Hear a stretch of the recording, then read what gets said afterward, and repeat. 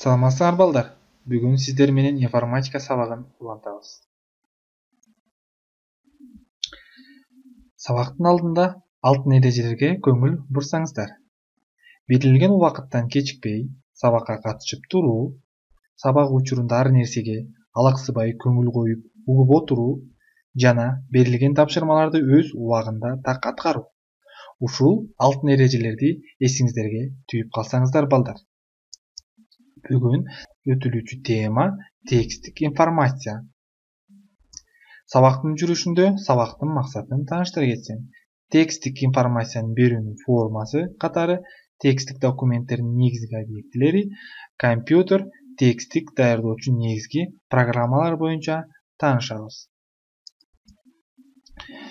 Маанилүү терминдер булар текст, текстик документ, текстик редактор, текстик киргизүүнүн эрежелери, редакциялоо жана форматтоо. Ушул маанилүү терминдерди эсиңиздерге сактап калсаңыздар. Текст информациянын берүүнүн формасы катары текст бул бастырылган, жазылган же ооз2 формадагы ар кандай сөз түрүндөгү айтылыш. Жазылган текст формасында берилген информация текстик информация деп атасак болот. Муну биз кандай түшүнөбүз? Чыңгыз Айтматов ким? Бул улуу жазуучу. Караңдар, улуу жазуучу. Жазуучу деген наамга татык. Мунун китептери көптөгөн тилдерге которулган. Биз аны Чыңгыз Айтматовду эмнеси менен тааныйбыз? Анын китеби менен тааныйбыз. Анын жазган иши менен тааныйбыз. Анын жазган чыгармалары менен тааныйт экенбиз. Китеп бетине, жазуу менен информацияны түшүрүп кеткен. Улуу Саякбай каралай. Бул ким? Бул улуу манасчы. Бул ооз2 айткан. ооз2 айткан манасты биз аны кагаз бетине информациялык текст катарында түшүрүп калганбыз. Мына биз азыр окуп жаткан Манас китеби. Бул таң калыштуу фактылар. Текст жок дегенде бир эле символду алмаштыруу же кайра коюу анын маанисин өзгөртүп коет. Мисалы, бизге ким келди балдар? Бизге ким келди балдар? Караңыздар, суроо белгиси. Бизге ким келди? Леп белгиси. Караңыздар, ушул экөөнүн айырмачылыгы бар. Мисалы, бизге леп белги болсо, бизге ким келди? Аябай бир тааныш адамдын келгенин түшүндүрүп турат экен, суроо белгиси болсо, бизге ким келди деп, ал адамга кайрылуусу же кандайдыр бир белгини түшүндүрүп турса болот экен. Текстик информацияны алып жүрүүчүлөр биздин заманга чейин текстик информацияларды алып жүргөн. Каяка түшүрүлгөн? Биринчи ташка, лайга, жыгач, кайындын кабыгы, папирус, тери, кагаз. Карагыла, ушунун баары тең информацияларды бизде мурунку заманда алып жүрүптүр. Азыркы учурда биз кагазды колдонобуз. Кагаз кайдан чыккан? Кагаз Кытайдан чыккан. Миңдеген жылдар бою адам информацияны жазып келишкен. Каяка жазып келишкен? Мына караңыздар, биз ташка, лайга, жыгачка, кайындын кабыгына, папирус, териге, кагазга маалыматтарды биз түшүрүп келиптирбиз. Текстик документ деген эмне? Текстик документ бул статья, доклад, аңгеме, ыр, чакыруу, кулактандыруу же куттуктоо баракчаларын эсептесек болот. Азыркы учурда алыс жакта бирибиз менен катнашты берүү үчүн, мисалы азыркы учурда биз WhatsApp аркылуу берип атабыз катнаштарды, мисалы бирибиз менен электрондук почта аркылуу жиберип атабыз. Караңыздар, биз электрондук почта компьютердин жардамы менен азыр ушулардын баарын иш жүзүнө ашырып жатабыз. Текстик документ бул статья, доклад, дилбаян, каза-ыры, жарыя, чакыруу. Мына биз азыр ушунун баарын тең текстик документтерди колдонуп жатабыз. Жана ушунун баарын тең компьютердин тармагы менен иштесек болот экен. Текстик документтин негизги объектилери булар: символ, сөз, сап, абзац, барак, фрагмент. Биз ушунусуз текстти жазууга мүмкүн эмес экен. Балдар, эсиңиздерге сактап калсаңыздар. Балдар, азыркы учурда заманбап жардамчыларын биз колдонуп жатабыз. Мисалы, компьютер, сотка жана башка азыркы учурда техникаларды колдонуп жатабыз. Текстке кандай тиешеси бар? Азыркы учурда биз WhatsApp аркылуу текст жазып атабыз, үн аркылуу жеткирип атабыз, OZK аркылуу жеткирип атабыз текстти карасаңыздар. Мисалы, текстти терүүгө болот экен, аны өзгөртүп киргизүүгө болот экен. Жана компьютерго жазып аны сактасак болот экен. Жана текстти жазылган текстти биз принтер аркылуу чыгарсак болот экен. Жана электрондук почта аркылуу биз текстибизди жибере алсак болот экен. Мисалы, мурунку учурда текст жиберүү аябай оор болгон.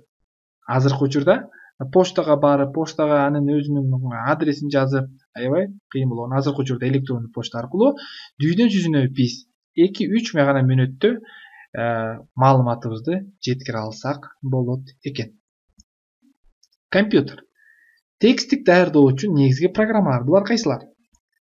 Microsoft программасы, Office программасы бар. Office программасынан биз азыркы учурда колдонуп келаткан Word, Excel, Access, PowerPoint программаларын колдонуп келатабыз. Мунун баары текстти даярдоочу программалар катарында колдонуп келе жатабыз. Андан кийин стандарттык программалар бар. Булар WordPad, Blocknote жана записки. Ушул программаларды биз колдонсок болот экен. Эсиңиздерге сактасаңыздар, балдар, текст бул бастырылган, жазылган же OZK формада болуучу ар кандай сөз түрүндөгү айтым. Жазылган текст формада берилген информация тексттик информация деп аталат. Тексттерди иштетип чыгууга арналган атайын программалар бар. Жана алар редактор. Мисалы, жана айтпадымбы, силерге көрсөтпөдүм. Мисалы, жана көрсөтүп кеттим. Мына программаларды, мисалы, Word, Excel, PowerPoint программалары колдонсок болот. Access эми бул деле тексттик программа, бул базаны, информацияны сактайт. Жана ушул программаларды биз колдонуп келе жатабыз текст даярдоодо. Андан кийин биз сабагыбызды жыйынтыктасак. Эми сабакты жыйынтыктоодо мен атайын кроссворд түзүп койгом. Ушул кроссвордду силерге толтурууга 1 мүнөт убакыт берем. Силер кроссвордду толтуруп чыксаңыздар. Ар бирөө нумерациясы менен көрүнүп турат. Ошол нумерациясы менен толтуруп чыксаңыздар. Убакыт башталды.